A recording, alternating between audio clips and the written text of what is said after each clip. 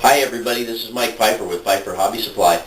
Today I'm going to do video 17. I'm going to show you a little bit of the progress I've made, and I just want to let you know that there will probably be a video 18 shortly after this because I'm rebuilding some of the track work in the yard area, and as soon as I get that going I'm going to do another video.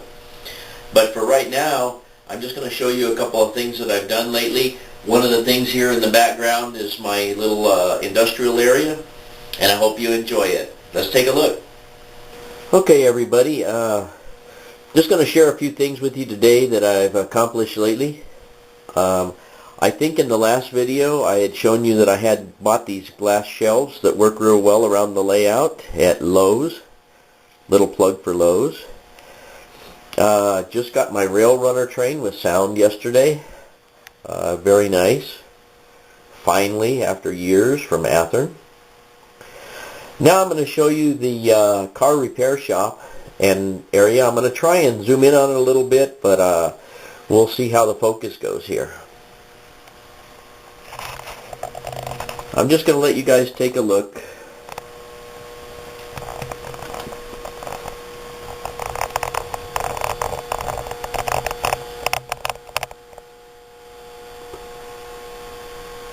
I got my welding circuit hooked up inside. I built the crane outside, got some figures in, redid the roof a little bit. This structure is the Walters Car Shop. It's not scratch built, but it's modified. I cut one bay off of it, making it only 2 bays wide, which means that I had to redo the interior crane, shorten it up, and put some railings along the top and so forth to make the traveling crane inside.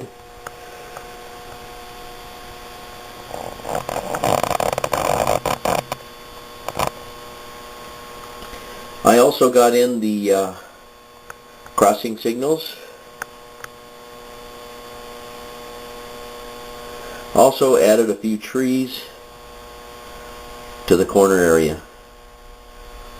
Also, you'll note that there was chain link fence around the industry. I had a piece left over, so we went ahead and put it along the edge of the taco stand to keep the customers from walking out onto the track. That's about it for this area here. I'm going to scan back across it one more time, let you take another look from maybe a little bit at different angle. Looking in the back door.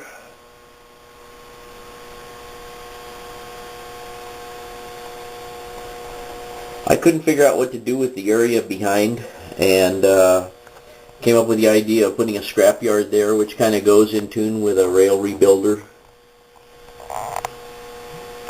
And I thought it turned out relatively well. I like the area. Okay, I'm going to move on and show you what I've done under the layout. Okay, a couple of the other things I've done here. Some of you may have seen a video that has this particular shot. However, I've changed DCC systems from the lens to the MRC wireless Prodigy Advance 2, and so far I simply love the system. Real easy to use, no wires. It's a real joy. You also notice that I've added a cheap $4 tray screwed to the front of the fascia here. I drilled some holes in it. The track cleaners that I showed you in an earlier video, and my little wire brush I use for cleaning points, and the magnets to turn on the easy peasy lights in the passenger cars, all slip down through the holes and hang down below the layout level. Plus I can keep all the pertinent stuff, the re-railers, a Sharpie for marking parts, pens and pencils, the Rix unrailers, just about everything that you need to just goof around with the layout. Instead of scattering it all over the layout, I can put in this little tray, and the tray just happened to be the exact width of my controls there. And I just think it turned out real well. As you can see, I've been working on the yard, got some empty Cato track packs inside of the Santa Fe Railroad bucket, my trash can, which is my trash can. You'll also notice, and you've seen it in the videos before, that I've finished my skirting. You'll also know here, not very exciting once again, but I did get all of my rubber floor in. Makes it real nice for standing out here for extended periods of time. I also painted the wall at the far end where the air conditioner is. Just for those of you who don't know, and probably don't, on the outside of that wall is a compartment underneath the layout from the outside that houses my table saw and a bunch of other items. And beyond that, about 1.5 or 2 feet, is the garage door. You'll notice that I got in my card boxes, which actually go over the old holes where the lens fascia panels used to be. And I'm quickly going to just run through this stuff. As I pan around here, I know you all have seen this area, but I've added several trees and blended track into the backdrop in the very back there. I think it adds a little more visual interest having the trees. Also put in this abandoned boxcar, which will eventually be blended into the scenery and have some hobos hanging around it, possibly a hobo campfire there. And now I'm going to zoom down here and show you another thing I did to the bottom of the layout. Okay, as I come around from where I showed you where the air conditioner is, I had a cabinet here which houses a bunch of books. You can open the door there, and in fact, let me see if I can do that.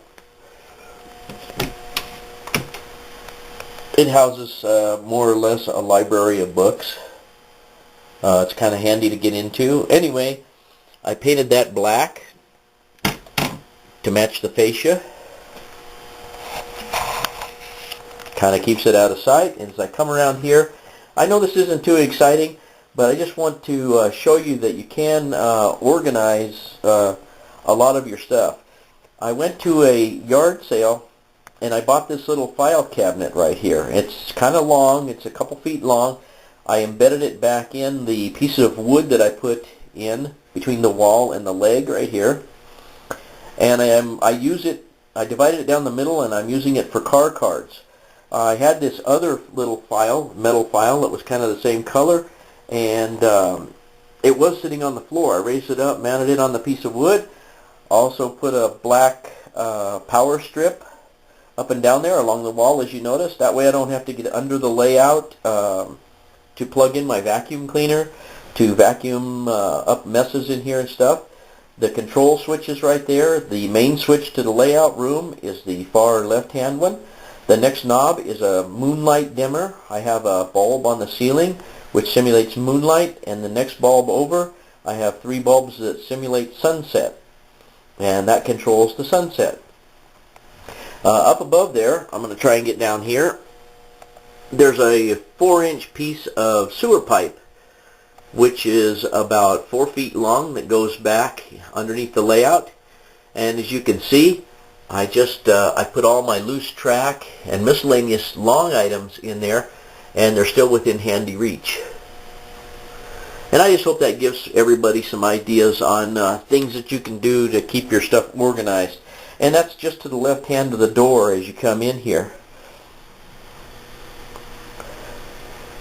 And that's about it for the organizational part of the system. I'm going to show you the handhelds to the Prodigy Advance 2, and we'll be moving over there.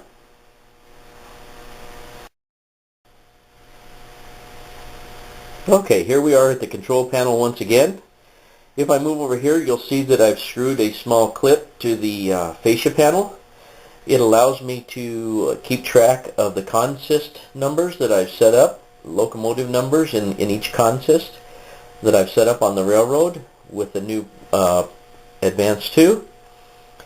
There again, my car cards, some of my car cards, and a car card box hiding the old fascia panel for the lens system. And here's the setup I have for the Prodigy Advance. I have 2 wireless throttles and the MRC sound system, off-board sound system, is on the left-hand side. It's there strictly for the benefit of the kids. The push button that you see just to the right of the controller there is an electromagnetic uncoupler, which I did another video on how to make those. And you'll see the turnout controls here. These turnout controls right here I'm going to get into the new yard revision, but those two turnout controls operate this double crossover and this turnout right here. And the next video I do will show you the new yard. Well, everybody, that's pretty much it for today. I hope you enjoyed the tour today, and I look forward to sharing with you the yard rebuild, hopefully coming up shortly. Everybody take care. We're having a little bit of snow here today in New Mexico. I know it's kind of weird, not weird for those of you on the East Coast, but I hope you enjoyed the video.